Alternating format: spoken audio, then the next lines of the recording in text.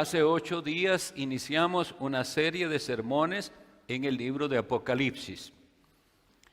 Nos va a tomar bastante tiempo pasar por todo este libro, pero debemos estar en oración, que de verdad recibamos provecho, como habíamos visto hoy, hace 8. Bienaventurado es el que lee, el que oye y el que guarda las palabras de la profecía de este libro.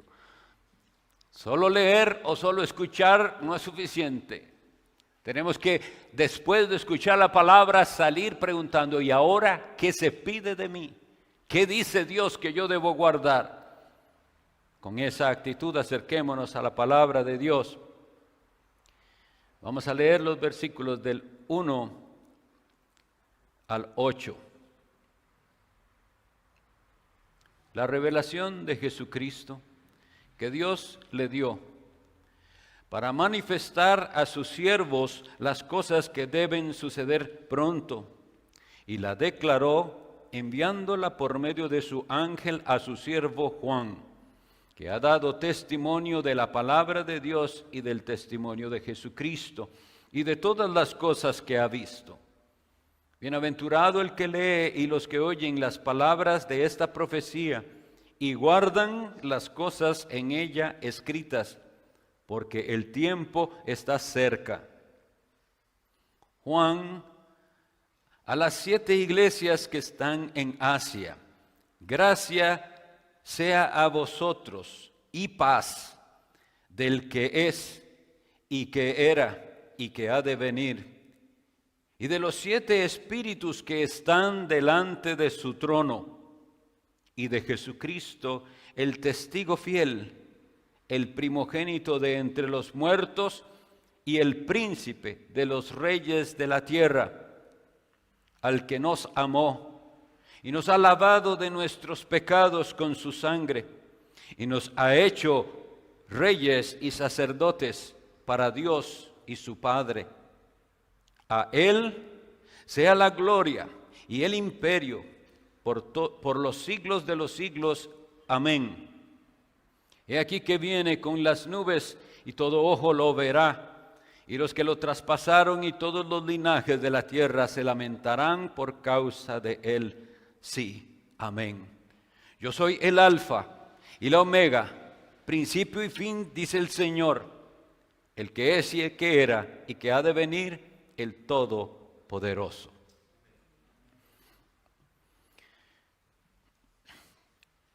Hay una curiosidad casi que general en las personas por conocer el futuro. Y nosotros advertimos que no sea una simple curiosidad lo que nos impulsa a estudiar este precioso libro de la Sagrada Escritura, sino que sea poder comprender lo que Dios ha revelado de sí mismo. Lo que Dios ha revelado sí con respecto al futuro, pero lo que Dios pide entonces de nosotros. El Apocalipsis de Jesucristo le llamamos a esta serie, y la intención de todo el libro es que nosotros conozcamos a Dios y cuál es el plan de Dios. Porque habíamos visto que así como la vida en este mundo tuvo un inicio, esta historia tendrá un final, para entrar al estado de la eternidad. Habíamos visto hasta los versículos 3 en la exposición anterior. Entonces pasamos a partir del versículo 4, cuando Juan, el apóstol, está saludando a las iglesias que son la audiencia principal o primera de esto, que también es una carta. Este libro es una carta también a las iglesias. Y nosotros vamos a encontrarnos varias veces en este libro con referencias a números específicos. Y tenemos entonces que tener entendimiento, conocimiento y entendimiento de lo que esos números significan. Por ejemplo, ya nos topamos primero con el número 7. A 7 iglesias está dirigida esta carta. Pero no es que solo había 7 iglesias, había más iglesias. ¿Por qué se eligió el 7? Bueno, vemos en toda la Sagrada Escritura que el 7 es un número de perfección. Cuando vimos la serie del día de reposo, vimos que, por ejemplo, la semana, ¿por qué la semana tiene 7 días y no 10 o 15 o otros? Dios diseñó así, en su soberano plan. Y desde ahí en adelante muchas otras cosas son en número 7, número de perfección. Entonces Él escoge 7 iglesias, no antojadizamente, pero son iglesias que nos van a dar son mensajes a iglesias que nos van a dar mucha enseñanza y mucha exhortación. En la Biblia veremos, por ejemplo, el número 3, cuán importante es, y que son 3 las personas de la divinidad, como vamos ahorita a ver. El número 10 aparece como un número de plenitud. El número 12 aparece muchas veces, el número 40, y todos ellos tienen significados específicos. Por ejemplo, cuando les digo 40, ¿cuáles cosas en toda la Biblia? Porque recuerden que para entender el Apocalipsis necesitamos toda la Biblia. Hay referencias de toda la Biblia. ¿Qué conocemos que fue usado el 40? 40 días y 40 noches fue aquel diluvio. 40 días y 40 noches estuvo Moisés en un ayuno en la presencia de Dios. 40 años estuvo aquel pueblo en el desierto. 40 días ayunó Cristo también antes de ser tentado. Y así muchas otras cosas podremos. Y los eventos nos dicen, ¿y qué representa entonces este 40? Bueno, tiene su significado. Prueba, sobre todo.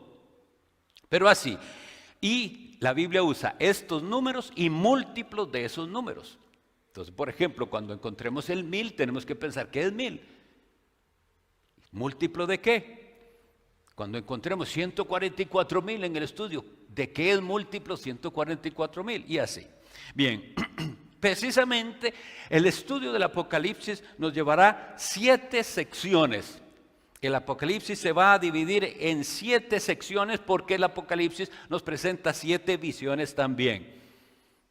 Las estaremos repasando, pero las voy a decir de una vez. Primero, el mensaje a las 7 iglesias. Veremos eso. Segundo, los 7 sellos.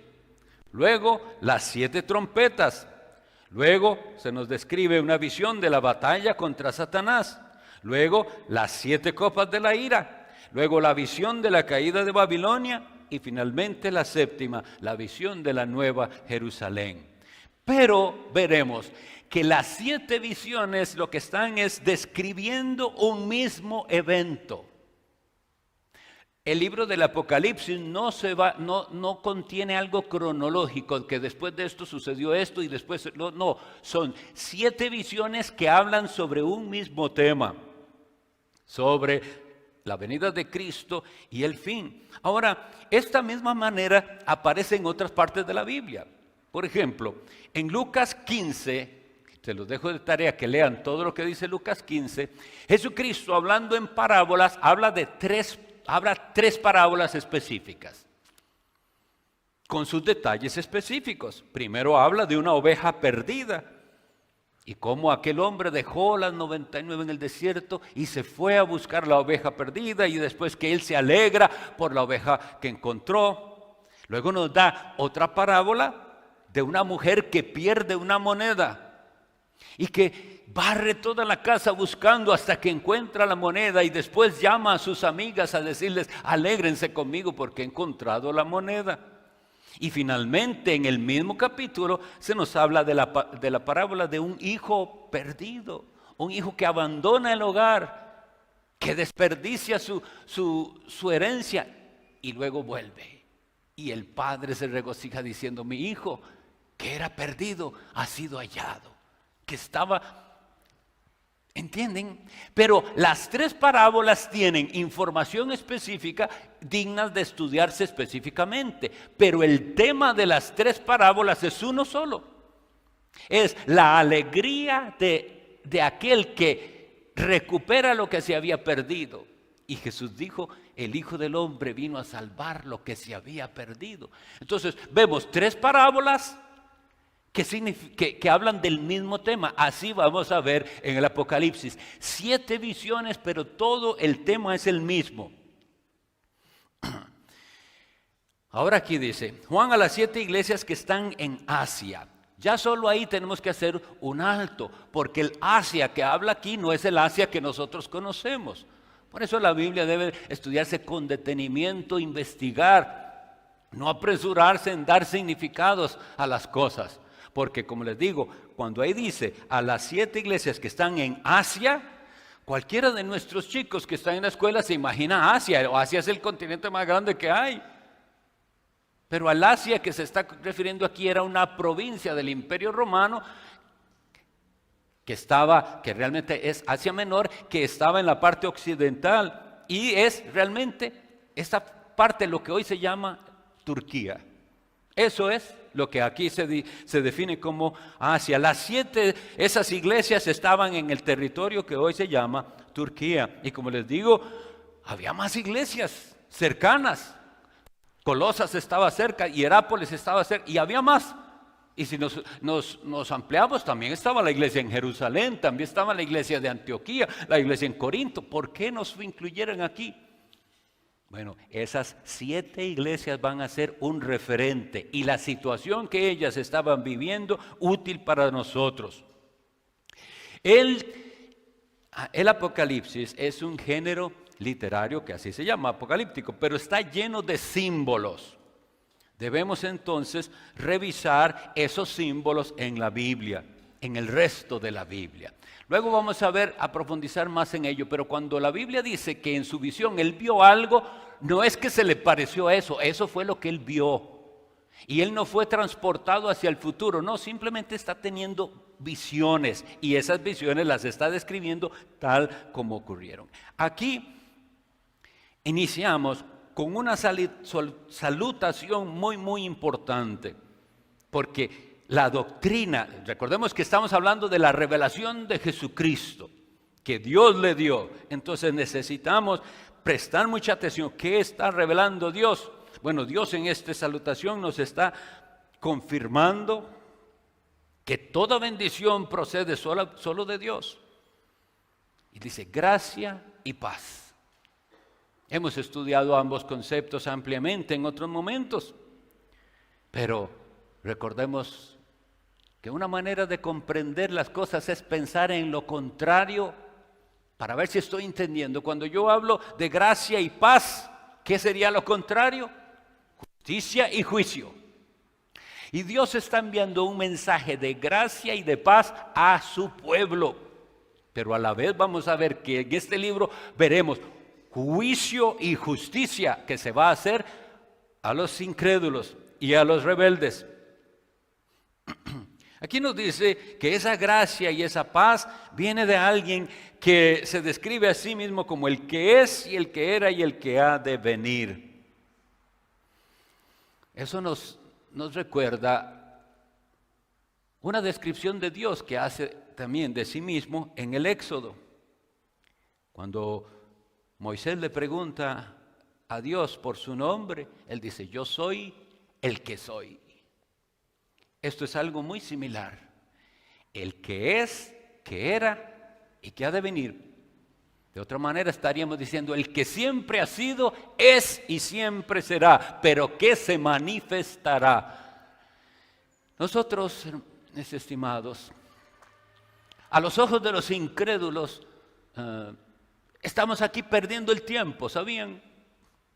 Ustedes y yo venimos aquí a cantarle a un Dios que no vemos, a adorar a un Dios que no vemos, a hablarle a alguien que no parece que está, pero está.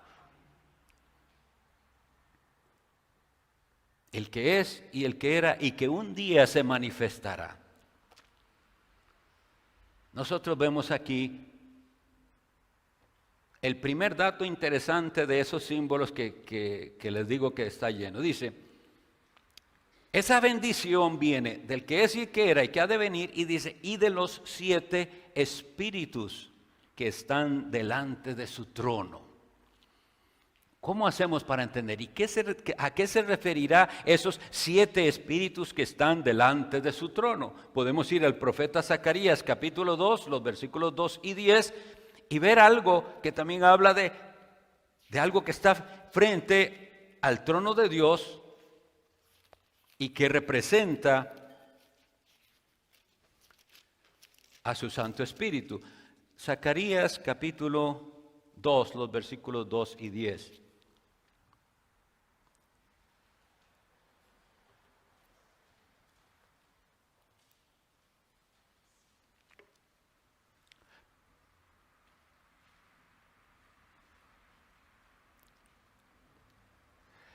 Creo que, hermanos, espérense un momentito mientras encuentro la cita que es.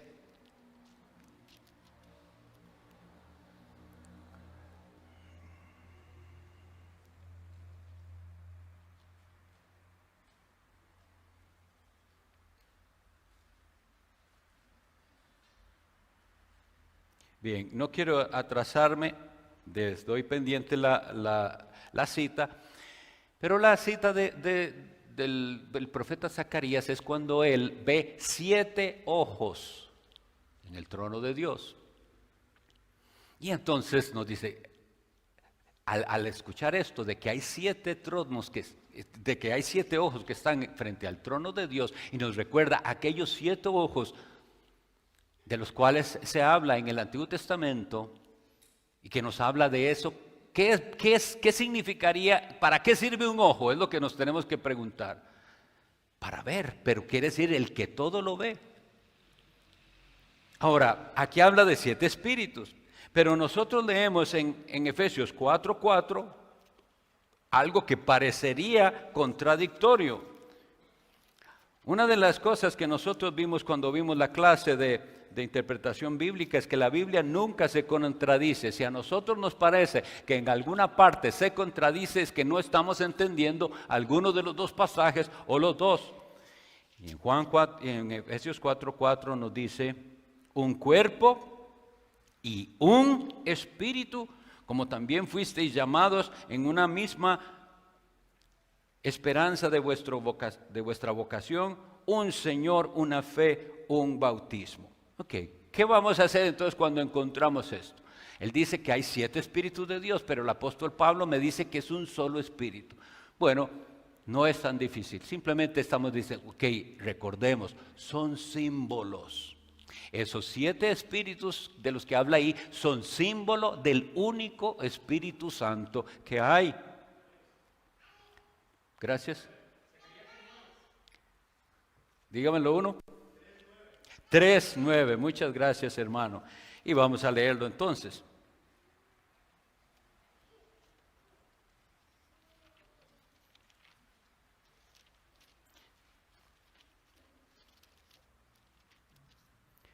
Porque he aquí, aquella piedra que puse delante de Josué, sobre esta única piedra hay 7 ojos. ¿Ven que lo interesante? Nos habla de las 2 cosas. La piedra es única, pero son 7 sus ojos. Entonces, ese tipo de símbolos los tenemos que tener en mente para saber ¿y de qué está hablando? Bueno, estos 7 espíritus de Dios, de lo que está hablando es del Espíritu Santo. Ahora sí, vamos a notar algo. Nosotros usualmente nos referimos a Dios en su Trinidad de la siguiente manera: Padre, Hijo y Espíritu Santo, porque esa es la fórmula que Jesucristo nos dio para el bautismo. En Juan 28:19, cuando dice Jesús, toda potestad me es dada en los cielos y en la tierra, por tanto, id, haced discípulos, bautizándolos en el nombre del Padre y del Hijo y del Espíritu Santo, enseñándoles todas las cosas que os he mandado. Vemos ese orden, pero ¿saben que ese orden no siempre está así en la Biblia? Nosotros podemos encontrar, por ejemplo, en 2 Corintios 13:15, la bendición que a veces damos al salir del culto, que dice, la gracia de nuestro Señor Jesucristo. Ve ahora, ahí se está mencionando primero al Hijo de Dios, el amor de Dios, el Padre. y la comunión del Espíritu Santo. En otras partes más bien se habla solo de Jesucristo y del Padre. Y en la doxología, por ejemplo, de Romanos, se nos habla primero del Padre y del Espíritu Santo antes que de Jesucristo. Bueno, lo que quiero decirles es que esto lo enseña Dios así para que nosotros entendamos que el orden no significa prioridad. No significa que el Padre es más que el Hijo o que el Espíritu Santo. No es así. Son un solo Dios. Y las tres personas son eternas, omniscientes, omnipresentes, omnipotentes. Ahora bien, claro que entendemos, y lo vamos a estudiar también, el Hijo de Dios al hacerse hombre en su estado de humillación, claro que Él es menos, se humilló, se hizo incluso menor que los ángeles al hacerse como nosotros, pero eso en su encarnación. Entonces, repasemos ahora lo que venimos leyendo y veamos que hay una doxología en particular para el Hijo de Dios Jesucristo. Dice el versículo 5, y de Jesucristo el testigo fiel, el primogénito de entre los muertos y el primogénito de los reyes de la tierra, al que nos amó y nos lavó de nuestros pecados con su sangre y nos ha hecho reyes y sacerdotes para Dios su Padre. A Él, a ese Jesucristo, sea la gloria y el imperio por los siglos de los siglos. Una vez más quisiera llevarlos a Daniel 7, que lo hemos leído en varias ocasiones, pero es un pasaje muy, muy importante para nosotros, en la escatología sobre todo. Capítulo 7 de Daniel, versículos 13 y 14. En la visión de Daniel ve esto: yo estaba mirando en la visión de la noche, y he aquí en las nubes del cielo como un hijo de hombre que venía, y llegó hasta el anciano de días, y lo hicieron acercarse delante de él. Y le fue dado señorío y gloria y reino, y todos los pueblos, las naciones y las lenguas lo sirvieron. Su señorío es señorío eterno, que no será traspasado, y su reino uno que no será destruido. En el Salmo 110:1 vemos que esto estaba profetizado también, es un salmo mesiánico. Ese es el salmo que se cita muchas veces en el Nuevo Testamento, el Salmo 110. Jehová dijo a mi Señor: siéntate a mi diestra hasta que ponga a tus enemigos por estrado de tus pies. Este es muy importante, porque cuando dice a mi Señor, Señor es la palabra hebrea Adonai, y por eso Cristo confronta a la multitud y le dice: ¿cómo es que David le dice a su hijo mi Adonai? Un título que es reservado para Dios y nadie supo en ese momento. Pero nosotros sí entendemos que el Padre está diciéndole a Jesucristo: siéntate a mi diestra, porque está compartiendo con Él el reinado, el gobierno y el control absoluto del universo. Veamos otras citas que nos hablan del gobierno de Cristo. Mateo 12:36.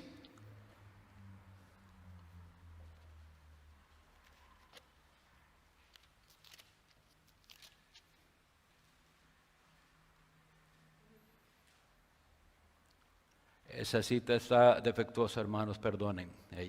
Bien, vamos al libro de los Hechos, capítulo 2, versículo 34.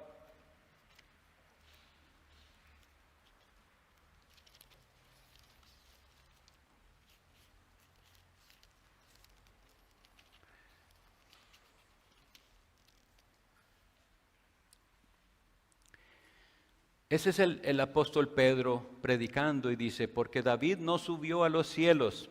Esto está diciendo, explicando, no es David del que se está diciendo dice, no, David no subió a los cielos, Pero él mismo dice, dijo el Señor a mi Señor, siéntate a mi diestra. Así fue anunciado a la Virgen María.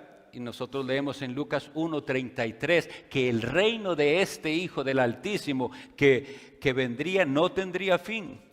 Ahora, pasemos ahora un momentito a pensar por qué esto es importante y por qué era importante para aquellos que recibieron este mensaje. ¿Por qué es importante esto de que Jesucristo reina ya? No que reinará, sino que ya reina. ¿Por qué es importante? Porque aquellos nuestros hermanos del primer siglo estaban siendo perseguidos, estaban pasando muchas aflicciones. Bueno, de hecho habíamos explicado que este apóstol Juan está desterrado, está lejos de su familia, lejos de sus amigos, en una isla. ¿Cómo se sentiría? En la cárcel, en una isla lejana. Y los hermanos a los que llega esta carta, gente sufriendo, gente con miedo, porque a algunos les quitaban sus propiedades, a otros los mataban. En toda esa situación, este mensaje del cual estoy tratando de comunicarles, que Jesucristo reina, es lo que da esperanza para decirle a esas personas, aunque parece que hay caos y que todo esto es un desorden, hay alguien que tiene el control de todo. Él gobierna el universo.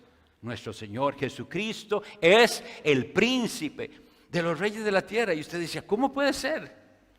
¿Cómo pudieron nuestros hermanos del pasado que veían aquel caos de las guerras mundiales? ¿Cómo iban a enfrentar eso viendo ese desastre? Las carencias, la maldad de lo que ocurría, por decir, con Hitler, pero no solo él, todos los tiranos que ha habido a través de la historia. Cuando pasó lo de Saddam Hussein, cuando pasó lo de cada guerra en esos momentos el cristiano tiene que volver aquí y dice, Jesucristo es el príncipe de los reyes de la tierra. Y si ustedes vienen, algunos sé que vienen de países donde lo que gobierna es un tirano, alguien que no le importa el pueblo y que está ahí haciendo su propia voluntad y que está ahí lastimando más bien al pueblo.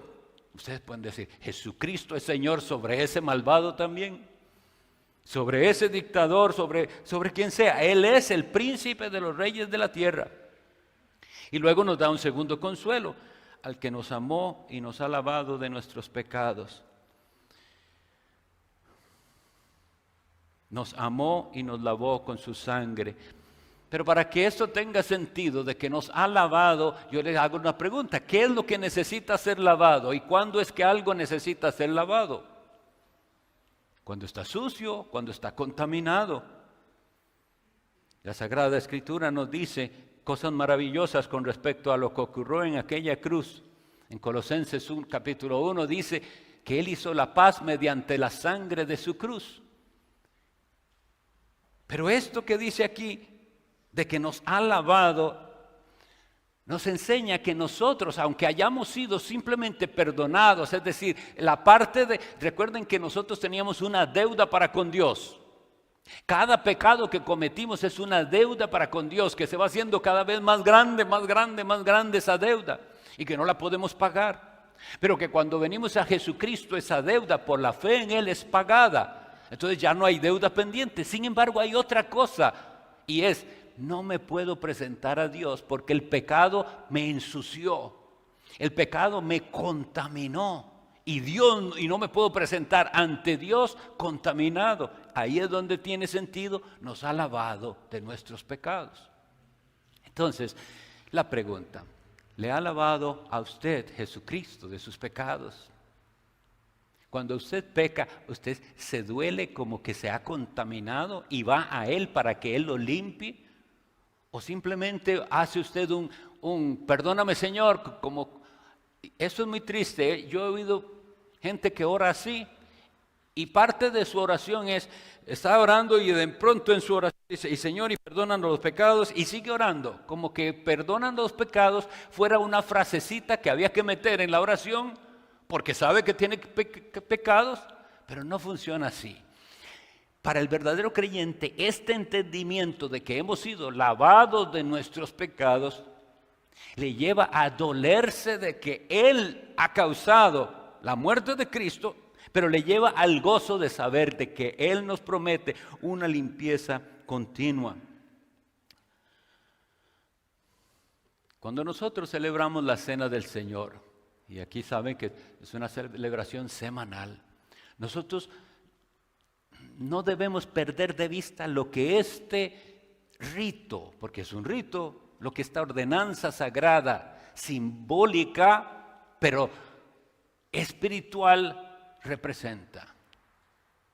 Porque si no estamos haciéndolo correctamente, más bien estamos pecando al participar sin fe. Cada uno de los que participa y los que no participan están invitados a recordar: el Hijo de Dios vino a este mundo y por la sangre que Él derramó en el Calvario se ofrece perdón y limpieza al que viene a Él. Ahora, a Jesucristo aquí se dice que se le da la gloria y el imperio por los siglos de los siglos. ¿Sabían ustedes que Isaías 42:8 dice, hablando Dios, Jehová, dice: yo Jehová, no hay otro? Es decir, no hay dos dioses ni tres dioses, no hay otro, solo Jehová. Y Él dice lo siguiente: a otro no daré mi gloria. Pero entonces, esto no, ¿por qué es importante esto, hermanos? La doctrina de la Trinidad es esencial en la fe cristiana. No creer en la doctrina del Padre, del Hijo y del Espíritu Santo es estar fuera de Cristo, fuera de la salvación. Por eso es importantísimo que cada vez que la encontremos la reafirmemos. Les decía, ¿cómo es posible? Si leo en Isaías 42:8, yo Jehová, no hay otro, a otro no daré mi gloria, que nosotros veamos esto que dice aquí, que a Jesucristo se le da honra y gloria. Y el apóstol Pedro dice en su epístola, primera de Pedro 1:17, que él recibió de Dios Padre honra y gloria. Y cuando lo dice, se está refiriendo a aquel monte de la transfiguración, un evento en el que Jesucristo por un momento mostró quién era realmente Él. Él parecía un hombre común, pero aquel día resplandeció su rostro, sus vestiduras, y sus discípulos cayeron asombradísimos. Y dice que vino de las alturas una voz que confirmó quién era este.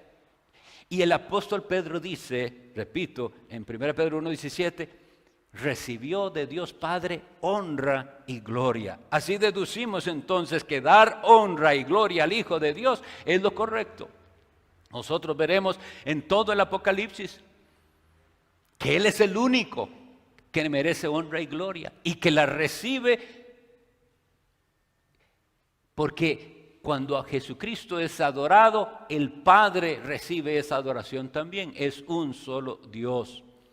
Sin embargo, veremos en el mismo Apocalipsis las ocasiones, que son dos, en las que Juan, asombrado de todo lo que está viendo, y ese ángel que le está dando toda esa revelación, Juan se ve impulsado a adorar a aquel ser. Y quiere postrarse a adorar al ángel, y el ángel lo frena y le dice: no, adora a Dios.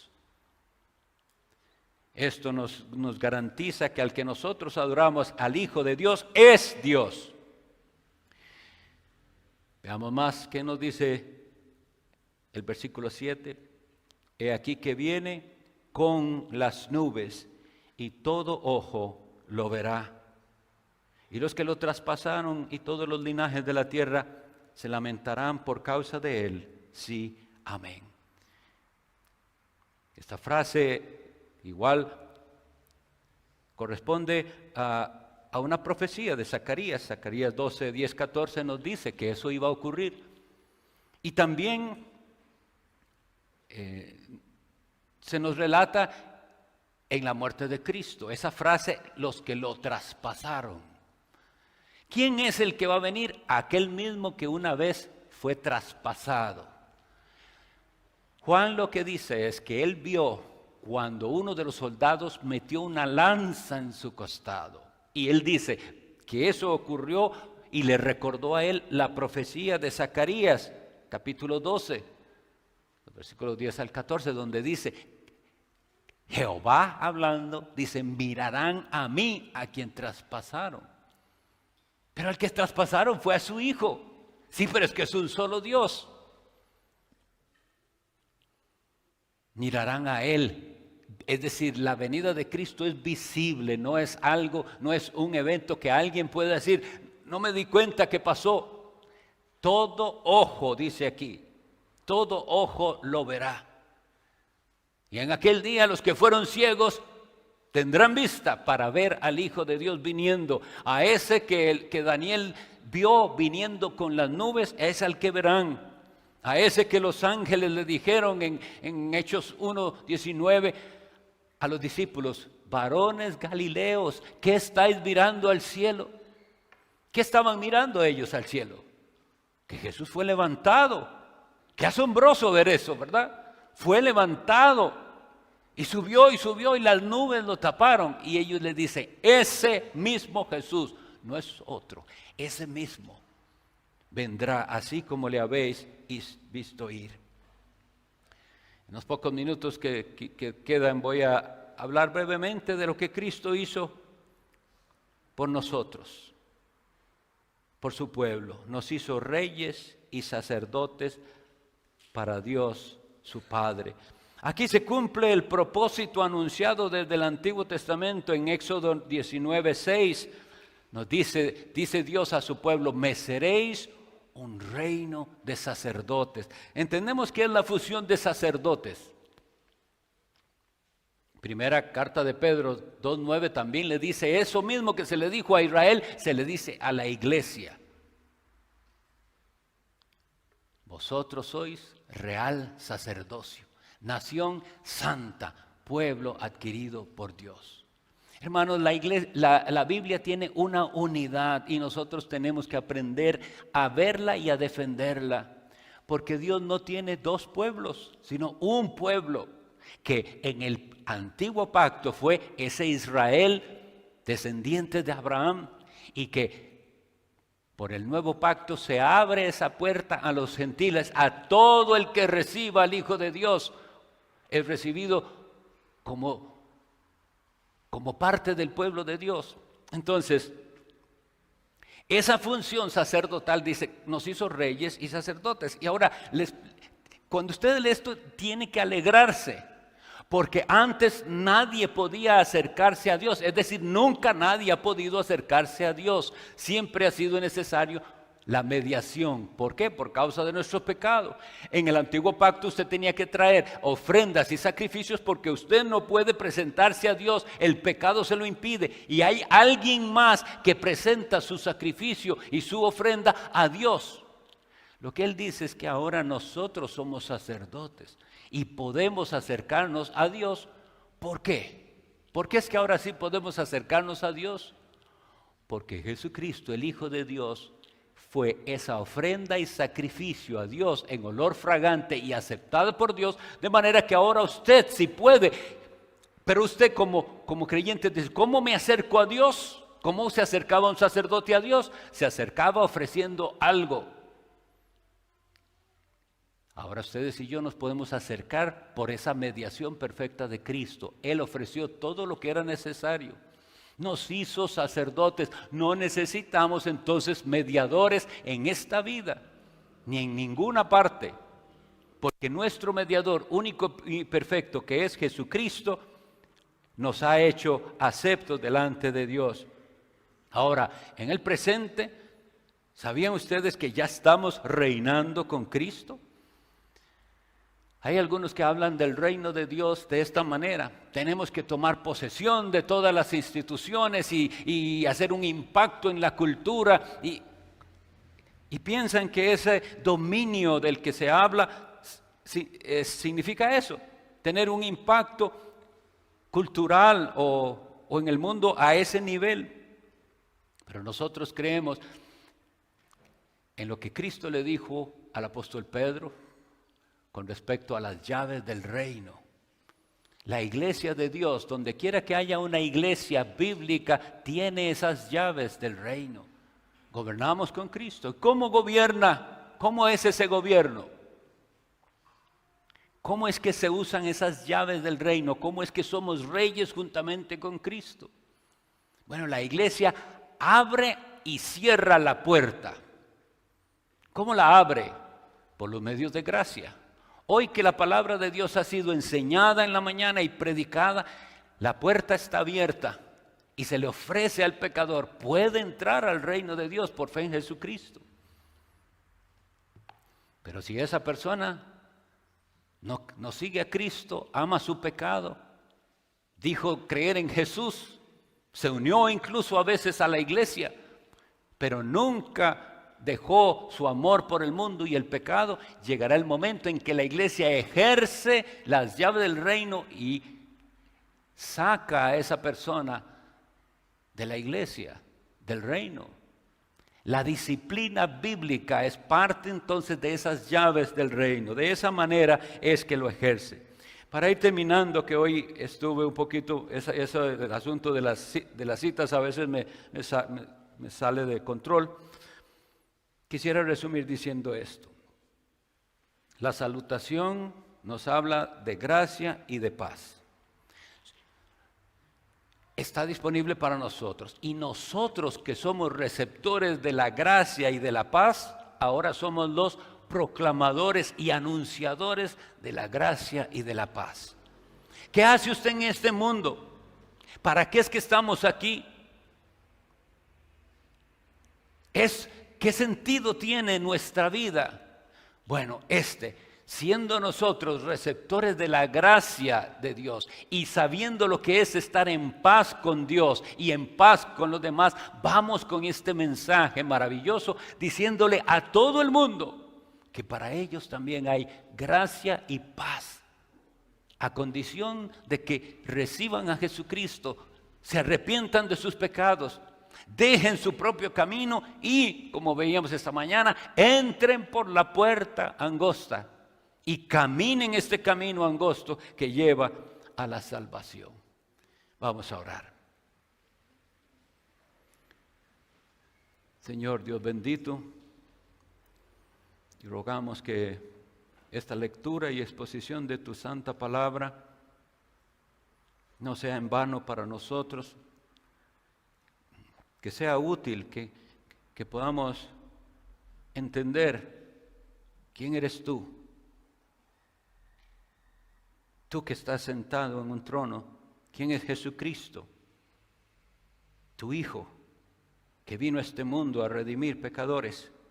¿Y quién es tu Santo Espíritu, que aplica esa obra de redención de Jesucristo a los elegidos y que santifica a tu pueblo? Que nosotros, entendiendo esta preciosa y básica verdad del cristianismo, estemos firmes en una fe santa. Ayúdanos, Señor.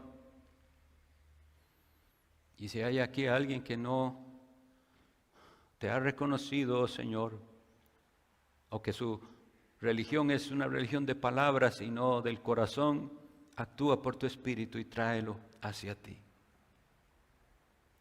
En el nombre de Jesús. Amén.